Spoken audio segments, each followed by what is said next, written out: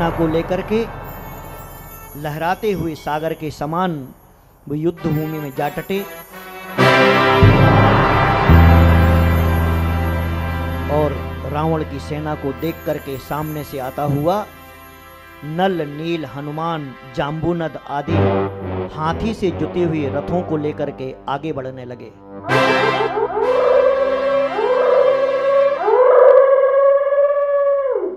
युद्ध के पहले दिन व्याघ्र के रथों से, हाथी के रथों से, सिंहों के रथों से, घोड़ों के रथों से,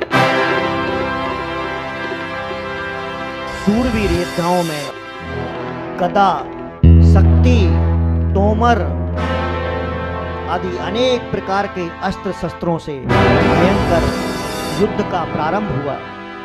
अनेक प्रकार का कोलाहल, बचाओ, मारो, काटो, पकड़ो, इसका सिर छेद डालो, इसका कवच तोड़ डालो, इसकी तलवार छीन लो, इस हाथी को पकड़ो, उस आते हुए सैनिक को रोको। अनेक प्रकार के वार्तालाप, अनेक प्रकार के युद्ध के कोलाहल में युद्ध का प्रारंभ हुआ। और उस प्रथम दिन वानर वंशी राक्षस वंशियों से पराजित हुए। जब पराजित हुए तो उन्हें अंदर से घबराहट हुई, परंतु फिर भी एक उत्साह और एक विश्वास को इकट्ठा करके फिर से वानर वंशी इकट्ठे होते हैं। इकट्ठे होने के बाद में नल और नील ने रावण की सेना को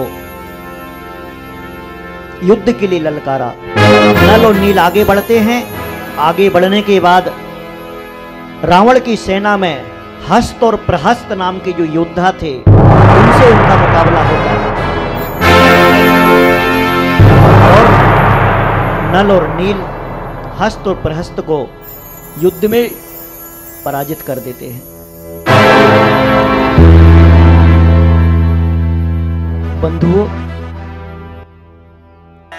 एक बात याद रखना जो हमारे आचार्य भगवान ने कही है कि युद्ध हो चाहे ना हो, सम्यक दर्शन के साथ साथ अच्छी तरह से पाले हुए जो पात्र, दान, शील, व्रत ही मनुष्य की रक्षा करते हैं, युद्ध और अस्त्र शस्त्र नहीं। अतः दया और दान आदि से धर्म का उपार्जन करना चाहिए। यह दया और दान और अच्छी तरह से सम्यक दर्शन के साथ में जो धर्म का पालन किया जाता है वह संसार में हमारी रक्षा का कारण होता है, वही रक्षा करता है। एक दूसरे को ललकार ललकार करके युद्ध पुनः प्रारंभ होता है। आ तू सामने आ, मैं तुझे देख लेता हूं। कोई ताल ठोक रहा था, कोई अपनी बाहुओं को ठोक रहा था, कोई तलवारों को लेकर के उछल रहा था, कोई गदा लेकर के दौड़ रहा था, कोई अपने धनुष बाण को लेकर के उछल रहा था। आओ, मैदान में आओ, सामने आओ और एक दूसरे को मारना, काटना, पीटना।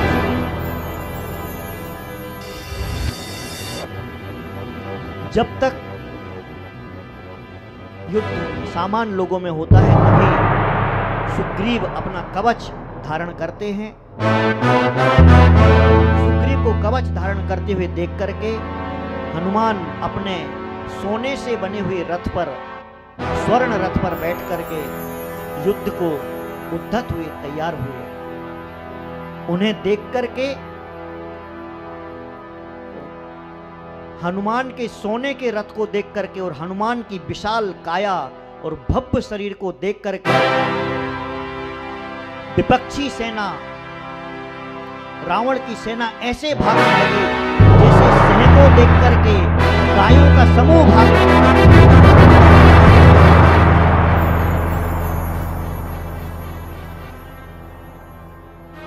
तितर बितर सेना होने लगी और हनुमान ने रावण के प्रमुख वंशज माली को शक्ति से नष्ट कर दिया। शक्ति हार गई। इसके पश्चात वज्रोदर नाम का राजा सामने आता है। हनुमान ने गुस्से में भरे हुए थे और उस वज्रोदर राजा के लिए रथ से रहित करके उसके ऊपर ही रथ चढ़ा दिया।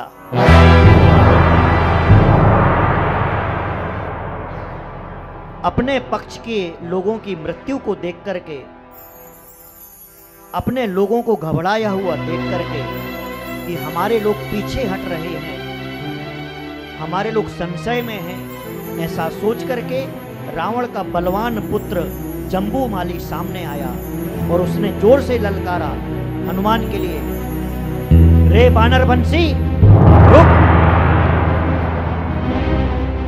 और देख युद्ध क्या होता है। राक्षसों से भिड़ा है, हम राक्षस वंशी हैं। और उसने अर्धचंद बाणों से हनुमान की जो बानर चिन्हित ध्वजा थी उसको छेद डाला।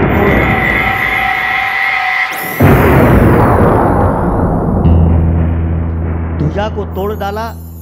हनुमान ने गुस्से में आकर के उसके धनुष और कवच को तोड़ डाला। फिर वज्रमाली ने, जम्बूमाली ने हनुमान के वक्ष स्थल पर अनेक प्रकार के बाण चलाए।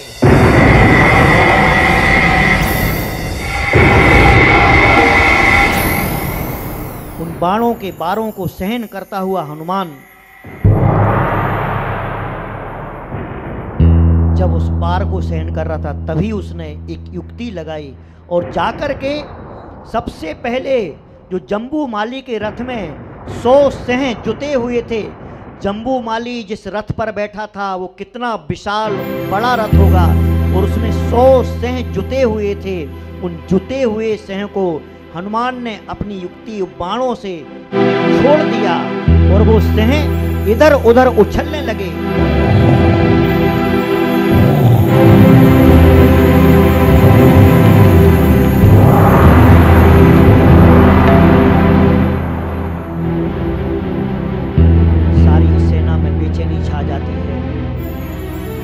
को देख करके लोग घबरा जाते हैं, सैनिक घबराने लगते हैं, बेचैन सैनिक इधर उधर भगने लगते हैं। युद्ध रूपी संसार चक्र में के बीच में इस सैनिक रूपी प्राणी सिंह रूपी कर्मों से अत्यंत दुखी किए जाते हैं। संसार का यही हाल है। इस संसार युद्ध का मैदान है। इस युद्ध के मैदान में जो जीव हैं, प्राणी हैं, वो सब सैनिकों की तरह हैं और जो कर्म हैं वो सिंह के बच्चों की तरह हैं।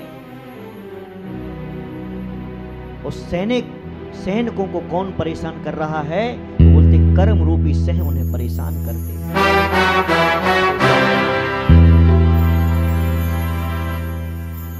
फिर हनुमान ने दूर से आता हुआ रावण देखा और रावण के देखने के पश्चात रावण के पास बैठे हुए महोदर और अन्य राक्षस राजाओं को देखा। हनुमान को घेर लिया गया और वानर पक्ष के राजा और रावण पक्ष के राजा तैयार हुए फिर से।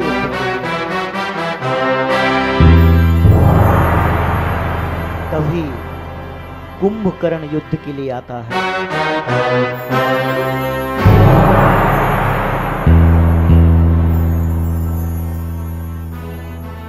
परंतु शाम ढलने पर उस दिन का युद्ध वहीं पर विराम किया जाता है। वापस जाकर के राम,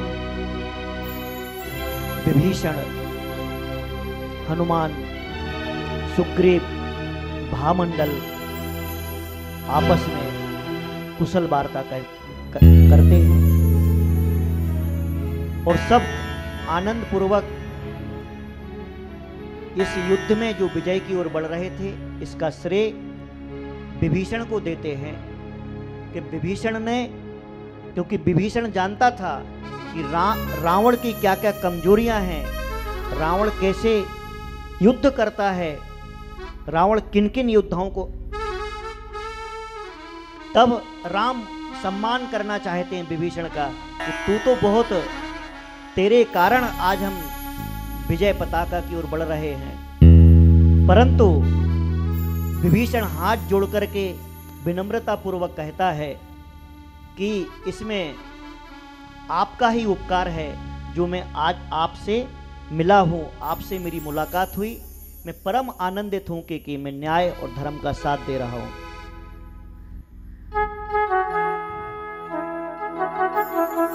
पहचान मेरी जब से श्री राम से हुई, लगती है जिंदगी बड़े काम की हुई। पहचान मेरी जब से श्री राम से हुई, लगती है जिंदगी बड़े काम की हुई।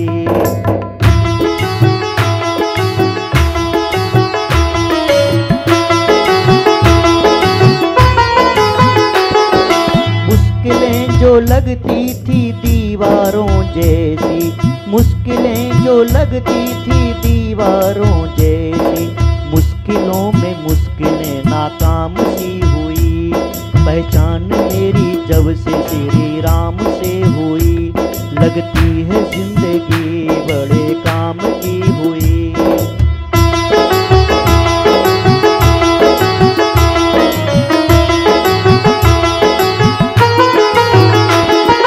छोटी छोटी लगती थी बातें बड़ी, छोटी छोटी लगती थी बातें बड़ी, अब बड़ी बातें भी आसान सी हुई।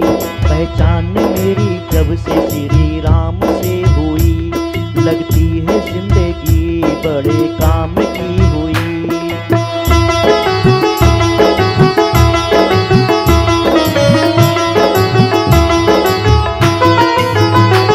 पहचान मेरी जब से श्री राम से हुई, लगती है जिंदगी बड़े काम की हुई।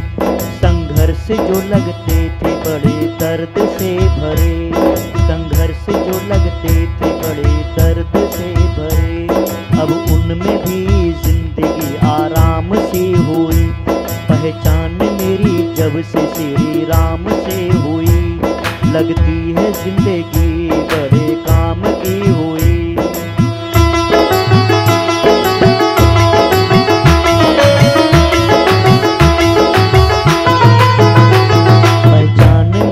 जब से श्री राम से हुई, लगती है जिंदगी बड़े काम की हुई।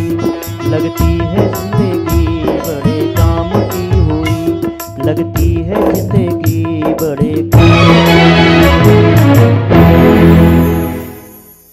दूसरे दिन पुनः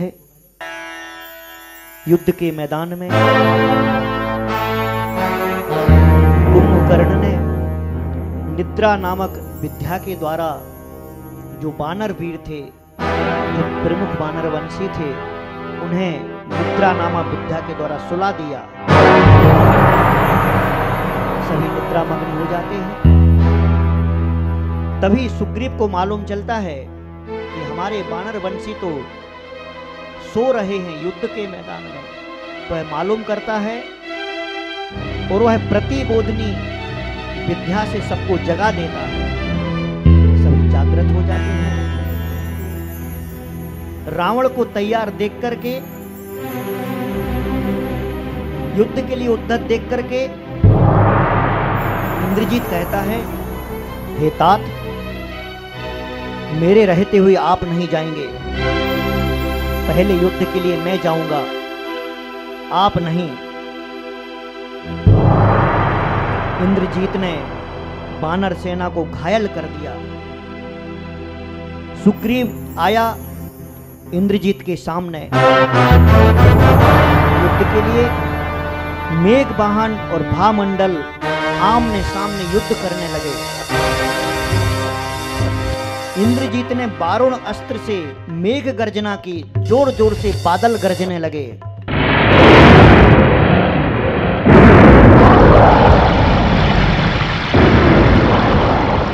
सुग्रीव ने पवन बाण चला करके उन बादलों को और गर्जनाओं को रोका, पानी बरसाने लगा बाण के द्वारा, तेज हवाएं चलने लगी।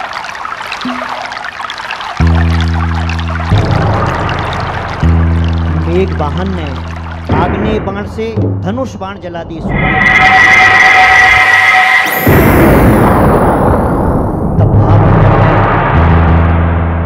वरुण अस्त्र चला करके उन्हें शांत किया। और तभी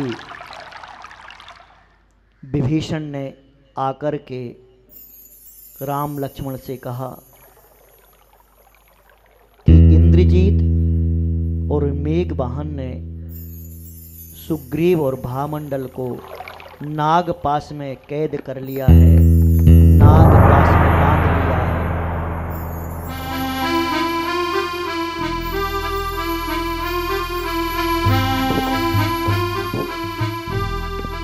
विभीषण ने राम और लक्ष्मण से बड़े ही गंभीर शब्दों में कहा कि अभी इस पर विचार किया जाए कि मेघवाहन और इंद्रजीत भी महापराक्रमी हैं और उन्होंने हमारे प्रमुख योद्धा सुग्रीव और भामंडल को नागपाश से बांध करके ले गए हैं, जिससे हमारी सेना नायक रहित होकर के इधर उधर भाग रही है।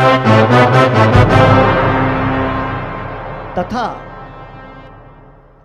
हनुमान कुंभकर्ण की कैद में है, कुंभकर्ण ने उसे अपने हाथों में पकड़ रखा है और हनुमान भाग नहीं पा रहा है। अतः विभीषण कहता है मैं वहां जाता हूं और तुम यहां संभालो, मेघवाहन और इंद्रजीत को संभालो, मैं कुंभकर्ण के सामने जाता हूं। तभी उस वार्ता को अंगद सुन रहा था। अंगद ने सुनकर के बोला कि हनुमान को छुड़ा करके मैं लाऊंगा। विभीषण बोला मेरे जैसा पराक्रमी होते हुए तू कैसे जाएगा? बोलता देखो मैं कैसे